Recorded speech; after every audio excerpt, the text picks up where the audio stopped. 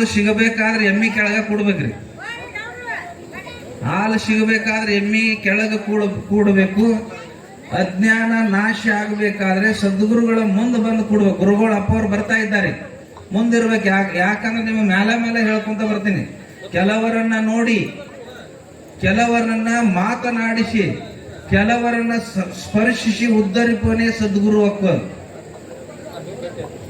ಅದಕ್ಕೆ ನೀವೆಲ್ಲರೂ ಮುಂದೆ ಬಂದು ಕೊಡ್ಬೇಕು. ನಿನ್ನೆಯ ದಿವಸ ಯಾವ BLD ಒಂದು ಸಂಸ್ಥೆ ಅಧ್ಯಕ್ಷರಾದ ಮೇಲೆ ಅದು ಒಂದಿಟ್ಟು ತೊಂದರೆಯಲ್ಲಿ ಇದ್ದಾಗ, ದುಡ್ಡಿನ ಕೊರತೆಯಾದಾಗ ಸಂಗನ ಬಸವರು ಎಲ್ಲಿ ಹೋಗ್ತಾರ ಅಂದ್ರೆ, ಯಾವ ಸಂಸ್ಕೃತ ವಿದ್ಯೆಯ ನೀಡಲಿಕ್ಕೆ ಕಾರಣ ಆಗಿರುವಂತಹ ಬೃಹನ್ಮಠ, ಬಬಲೇಶ್ವರದ ಬೃಹನ್ಮಠ, ಆವಾಗಿನ ಪೀಠಾಧ್ಯಕ್ಷರಾಗಿರುವ ಶಾಂತವೀರ ಶಿವಾಚಾರ್ಯ ಅಪ್ಪಂಗಳ ಹತ್ತಿರ ಹೋಗ್ತಾ ಇದ್ದಾರೆ ಸಂಗನ ಬಸವೇಶ್ವರರು. ಸಂಗನ ಬಸವ ಶಿವಯೋಗಿಗಳು ಹೋಗಿ ಅಲ್ಲಿ ಶಾಂತವೀರ ಶಿವಾಚಾರ್ಯ ಅಪ್ಪ ಅವ್ರ ಜೊತೆ ಮಾತನಾಡಿ, ಈ ಒಂದು BLDಯ ಸಂಸ್ಥೆಯನ್ನು ನಡೆಸುವುದು ಪಗಾರ ಕೊಡಲಿಕ್ಕೂ ಕೂಡ ಕಷ್ಟ ಆಗ್ಯದ, ಇಂಥ ಸಂದರ್ಭದಲ್ಲಿ ತಮ್ಮ ಆಶೀರ್ವಾದ ಆಗಬೇಕು ಅಂತ ಹೇಳಿದಾಗ, ಶಾಂತವೀರ ಶಿವಾಚಾರ್ಯರು ಸಂಗನ ಬಸವ ಶಿವಯೋಗಿಗಳನ್ನು ಕರೆದುಕೊಂಡು ಯಕ್ಕುಂಡಿಪುರ ಅನ್ನತಕ್ಕಂತಹ ಗ್ರಾಮಕ್ಕೆ, ಯಾವ ರಾಮಪ್ಪನ ಮನೆಗೆ ಶಾಂತವೀರ ಶಿವಾಚಾರ್ಯರು, ನಂತರ ಸಂಗನ ಬಸವ ಶಿವಯೋಗಿಗಳು ಹೋಗ್ತಾ ಇದ್ದಾರೆ. ಅಂತಹ ಸಂದರ್ಭದಲ್ಲಿ ಶ್ರೇಷ್ಠವಾಗಿರುವ ಭಕ್ತ, ಸಜ್ಜನ ಭಕ್ತ, ಗುರುವಿನ ಬರುವಿಕೆಯನ್ನ ಕಾಯುತ್ತಿರುವಂತಹ ಯಕ್ಕುಂಡಿಪುರದ ರಾಮಪ್ಪ ಇಬ್ಬರು ಗುರುಗಳಿಗೆ ಪಾದಕ್ಕೆ ನೀರು ಹಾಕಿ ವಿಭೂತಿಯನ್ನ ಹಚ್ಚಿ ಒಳಗೆ ಕರೆದುಕೊಂಡು ಹೋಗಿ ಪಾದ ಪೂಜೆಯನ್ನ ಮಾಡಿಸಿ, ಅವರಿಗೆ ವಿನಯದಿಂದ, ಸಂತರು ಶರಣರು ಮಹಾತ್ಮರು ಯಾರೇ ಬಂದರೂ ಕೂಡ ವಿನಯದಿಂದ ಕೇಳ್ತಾ ಇದ್ದಾನೆಪ್ಪ, ನನ್ನಿಂದ ಏನು ಸಹಾಯ ಆಗಬೇಕು ಅಂತ ಕೇಳ್ತಾ ಇದ್ದಾರೆ. ನಿಮಗೆ ಮ್ಯಾಲ ಹೇಳ್ಕೊಂಡು ಬರ್ತೀವಿ, ದುಡಿಮೆಯಿಂದ ಶ್ರೀಮಂತರಾಗುವುದಿಲ್ಲ, ಪಾಠ ತುಂಬುತ್ತದ. ಒಬ್ಬ ಗುರುವಿನ ಕೃಪಾ ಆಯಿತು ಅಂದ್ರೆ ಆ ಮನೆಯೊಳಗೆ ಬಂಗಾರದ ಹೊಗೆ ಹಾಯ್ತದ ಅನ್ನುವುದು ಗೊತ್ತಿತ್ತು. ಅಂತಹ ಯಕ್ಕುಂಡಿಪುರದ ರಾಮಪ್ಪ ಯಪ್ಪ ಏನು ಬೇಕು ಅಂತ ವಿನಯದಿಂದ ಕೈ ಮುಕ್ಕೊಂಡು ಕೇಳ್ತಾ ಇದ್ದಾನ.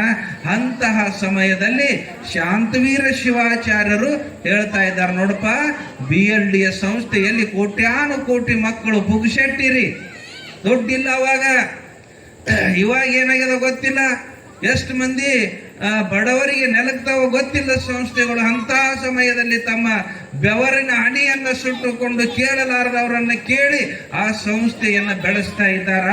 ಆವಾಗ ಅಪ್ಪ ನೀ ಕೊಡು ಅಂತ ಕೇಳಿದಾಗ ಏನಾಯ್ತಂದ್ರೆ, ಅಂತಹ ಕಾಲದಲ್ಲಿ ಎಷ್ಟು ಅನುಕೂಲ ಇರ್ಬೇಕ್ರಿ, ಅವ 20,000 ರೂಪಾಯಿಗಳನ್ನ ಶಾಂತವೀರ ಶಿವಾಚಾರ್ಯರು ಹುಡುಗಿ ಹಾಕ್ತಾ ಇದ್ದಾರೆ.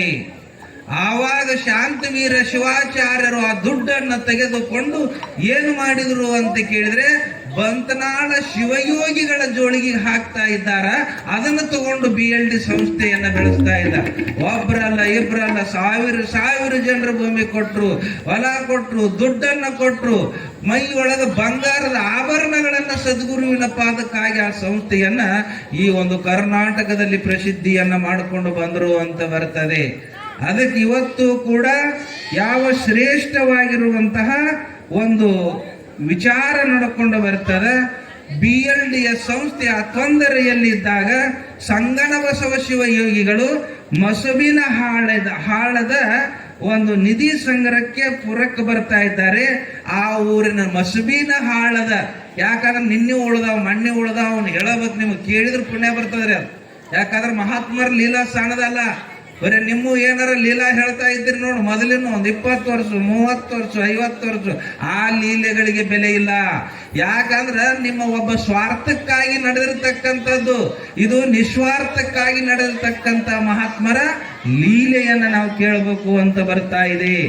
ಅದಕ್ಕೆ ಮಸುಬಿನ ಹಾಳದ ಪುರಕ್ಕೆ ಬಂದಾಗ ಒಬ್ಬ ಗೌಡ ದಂಪತಿಗಳು ಏನು ಮಾಡ್ತಾರಂದ್ರೆ, ಯಾವ ಸಂಗನ ಬಸವ ಶಿವಯೋಗಿಗಳಿಗೆ ಪಾದಕ್ಕೆ ಬಿದ್ದು ನಮಸ್ಕಾರ ಮಾಡ್ತಾ ಇದ್ದಾರೆ ದಂಪತಿಗಳು. ಯಪ್ಪ, ಮದುವೆ ಆಗಿ 12 ವರ್ಷ ಆಗ್ಯದ, ನೀನು ನಮಗ ಮಗುವನ್ನ ಅನುಗ್ರಹ ಮಾಡು ಅಂತ ಕೇಳಿಕೊಂಡಾಗ ಸಂಗನ ಬಸವ ಶಿವಯೋಗಿಗಳು ಹೇಳ್ತಾ ಇದ್ದಾರ, ನೋಡ್ರಿ ಎಷ್ಟು ವಿಚಿತ್ರದ. ನೀ 10,000 ಕಾಣಿಕೆಗಳನ್ನ BLD ಸಂಸ್ಥೆಗೆ ಕೊಡು, ನಿನಗೆ ವರ್ಷ ತುಂಬುವುದರೊಳಗಾಗಿ ಗಂಡು ಮಗು ಆಗುತ್ತದ ಅಂತ ಆಶೀರ್ವಾದ ಮಾಡ್ತಾ ಇದ್ದಾರೆ. ಅವಾಗ ಅವ ಬೆರಿಕಿದ್ರೆ ಅವ ಯಪ್ಪ 10,000 ಕಾಣಿಕೆಗಳನ್ನು ಕೊಡ್ತೀನಿ, ಮಗು ಕೊಡಪ್ಪ, ಮಗು ಆದ್ಮೇಲೆ ನಿನಗೆ ಕಾಣಿಕೆ ಕೊಡ್ತೀನಿ ಅಂತ. ನೋಡ್ರಿ ಎಷ್ಟು ವಿಚಾರದ ಶಿಷ್ಯನನ್ನ ಗುರು ಪರೀಕ್ಷೆ ಮಾಡ್ತಾನ, ಗುರುವನ್ನ ಶಿಷ್ಯ ಪರೀಕ್ಷೆ ಮಾಡ್ತಾ ಇದ್ದಾನೆ. ಏನು ಅಂದ್ರೆ, ಯಪ್ಪ ನೀ ನನಗೆ ಗಂಡು ಮಗು ಕೊಡು, ಆ ಮಗು ಆದಗಳನ್ನ 10,000 ನಿನಗೆ ಕಾಣಿಕೆ ಕೊಡ್ತೀನಿ ಅಂತಂದಾಗ ಆವಾಗಂತಾನ, ನೋಡಪ್ಪ ನಾನು ಶಿಷ್ಯನನ್ನು ಪರೀಕ್ಷೆ ಮಾಡಾಕತ್ತಿದ್ನಿ, ನೀನು ಗುರುವನ್ನೇ ಪರೀಕ್ಷೆ ಮಾಡ್ತಿ ಅಂದಾಗ ವರ್ಷ ತುಂಬುದ್ರೊಳಗೆ ನಿನ್ನ ಗಂಡು ಮಗು ಆಗ್ತದ. ಈಗ ಕೊಟ್ರ 10,000, ಮಗು ಆದ್ಮೇಲೆ ನೀ ಕೊಡ್ತೀನಿ ಅಂದ್ರೆ 20,000 ತಂದು ನನ್ನ ಜೋಳಿಗೆ ಹಾಕಬೇಕು ಅಂತ. ಆವಾಗ ಆಯ್ತು ಅಂತೇಳಿ ಪಾದಕ್ಕೆ ಬೀಳ್ತಾರ. ಅದೇ ಪ್ರಕಾರ ಸಂಗನ ಬಸವರ ಒಂದು ವಾಣಿ ಏನು ಮಾಡ್ತಿ ಅಂದ್ರ ಅವರಿಗೆ ಒಂದು ಗಂಡು ಮಗು ಆಗ್ತದ. ಆ ಮಗುವನ್ನ ಹೊತ್ತುಕೊಂಡು ಯಾವ ಗಾಡಿಯನ್ನ ಕಟ್ಟಿಕೊಂಡು ಮಸುಬಿನ ಹಾಳದಿಂದ ಬಂತನಾಳಕ್ಕೆ ಬಂದು ಆವಾಗಿನ ಕಾಲದೊಳಗ 20,000 ಕಾಣಿಕೆಯನ್ನು ಸದ್ಗುರುವಿನ ಪಾದದ ಮೇಲೆ ಇಡ್ತಾರ. ಇದು ನಡೆದಿರತಕ್ಕಂತಹ ಸತ್ಯ ಘಟನೆ ಅಂತ ಬರ್ತದೆ. ಅದಕ್ಕೆ ನಂಬಿಕರದರೆ ಓ ಎಣ್ಣನೆ ಶಿವನು, ನಂಬಿಕೆಯು ಬೇಕು ಸಾಂಬನೊಲಿಸಲು. ಅದಕ್ಕೆ ಈ ಸಂಸಾರದೊಳಗೆ ಏನಿಲ್ಲ, ಒಂದು ದಿನ ನಾವು ಎಲ್ಲರೂ ಬಿಟ್ಟು ಹೋಗ್ತಾ ಇದ್ದೀವಿ, ನೆನಪಿನಾಗ ಇಟ್ಟುಕೋಬೇಕು. ಒಬ್ಬ ಗುರು ಹಿಂದೆ ಗುರು, ಮುಂದೆ ಗುರಿ ಇದ್ರೆ ಅವನ ಜನ್ಮ ಪಾವನ ಆಗ್ತದ. ಸಂಸಾರದೊಳಗೆ ಏನು ಇಲ್ಲ, ಒಂದು ದಿನ ಬಿಟ್ಟು ಹೋಗ್ತಾ ಇದ್ದೀವು. ಅದಕ್ಕೆ ಏನು ಐತಿ ಜೀವನದಾಗ ಅಂತಕ್ಕಂಥ ಒಂದು ಸುಂದರ ಪದ ಬರ್ತದ, ಕೇಳೋಣ ನಾವು ನೀವೇನು.